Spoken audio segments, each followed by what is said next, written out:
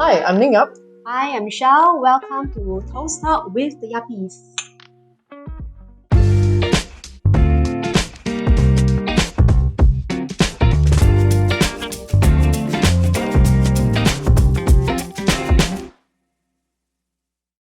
So, Ning, what are we going to share with our audience today?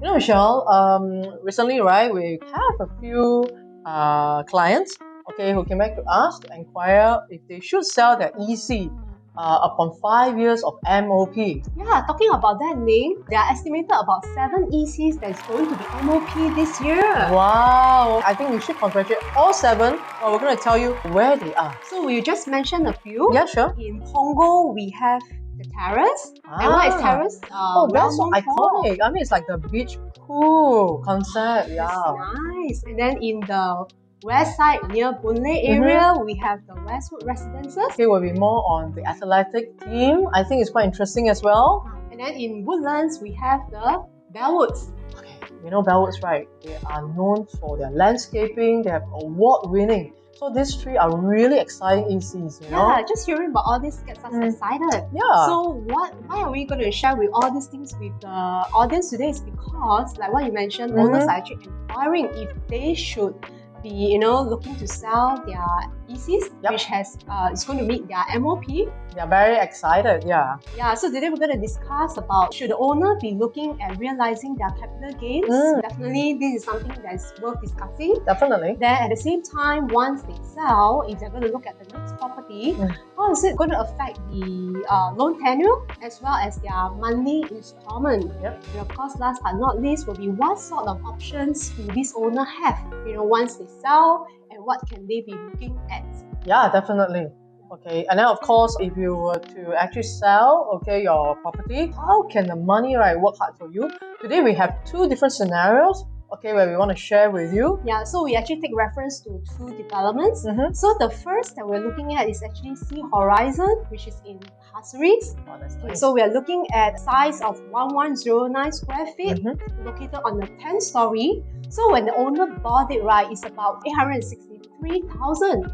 863,000. These days you can't even get you can't even get a 1-bedder these days. Yeah, for most of the locations, right? In fact, most of the 1-bedder actually have been sold. Right. So this owner, they actually sold for 1.23 million.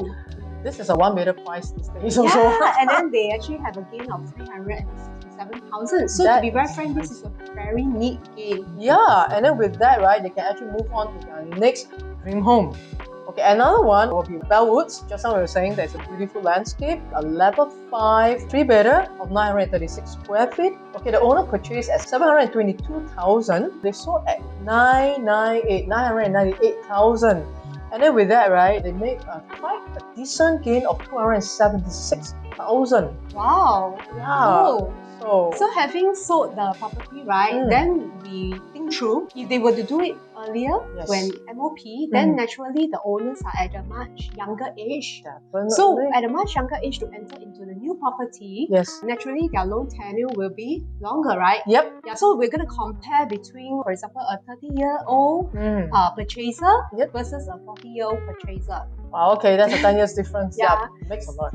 So if you're looking at a 30-year-old purchaser, the loan tenure, of course, you maximize it will be about 35 years. And then monthly installment based on the 1 million purchase. For simplicity, we take it as 1 million purchase. It's about 2,965.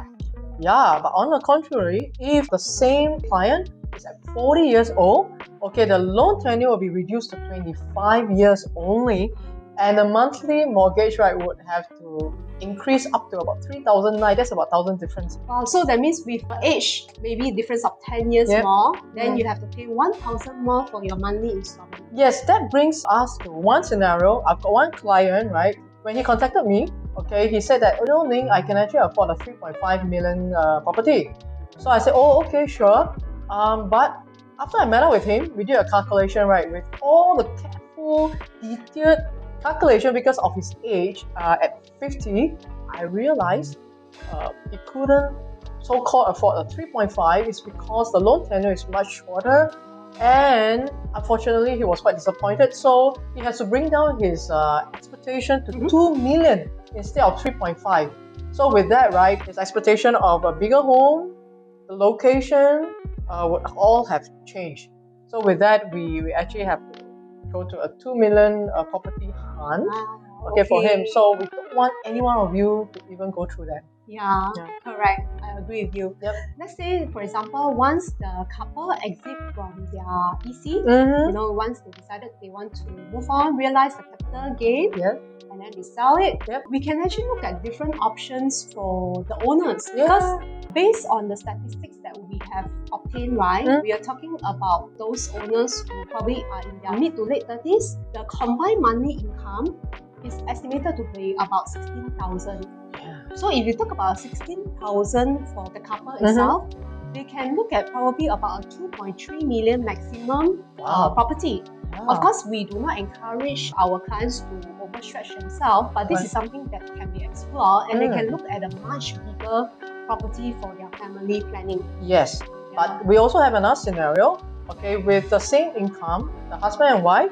Let's say if the husband were to make a 9,000 per month salary, he could actually afford about 1.3 million property, and that can be for their own stay, which is quite a comfortable size. Okay, and then for the wife who's earning about 7,000 per month, right, she can actually consider to invest in a property of about 1.025 million, and that could possibly be their passive income for rental. So that is in a way like an asset progression plan for them. Okay, if they would like to embark into this kind of wealth creation portfolio. Yeah, I think that will be one of the good options to look at. Some of the clients who approach us and ask about, with the plans to increase the interest rate. Yeah, so how is it going to affect them? Are they going to fork out more? And is it something that is affordable? Yeah. So this is a concern of many clients. Yeah, so if you look at the chart, you will see that even when SORA rose to a much higher level between 2017 to 2019, the private property price index still continues to grow gradually. Because I guess in Singapore, property is one of the safer investments to look at, and it is something which is like a roof over your head. Yeah, and then at the same time, I think we are talking about the safety net of the total debt servicing ratio. Exactly. So Singaporeans, to be very frank, we are pretty much protected. For example, let's say the TDSR, okay, in short, right now it's at 55%. Okay, which means that you will not spend more than what you should on a property. So that's a safety net. Even during difficult times, okay, we don't see Singaporeans trying to discard their property because they could not afford their monthly mortgage loan. So that is like passé. So it never happens now. So we are really very protected in this area. And that is a good news for most of the owners. Yes. With what we have shared, with regards to this, right? Then every owner will have their own expectations, their own plans. So then they would have to think through whether should they want to realize the capital gain, and enter into the next property asset at a much earlier stage, where it's going to affect their loan tenure, their monthly installment, how comfortable they are, and at the same time, they can also find out what is their next possible course of actions for their next property. Should they, look into combining to purchase a much bigger property, or should they want to look at two different sets of property, and how is it going to affect the affordability? So with that, we'll be happy to discuss with you. If that concerns you, you can always contact us.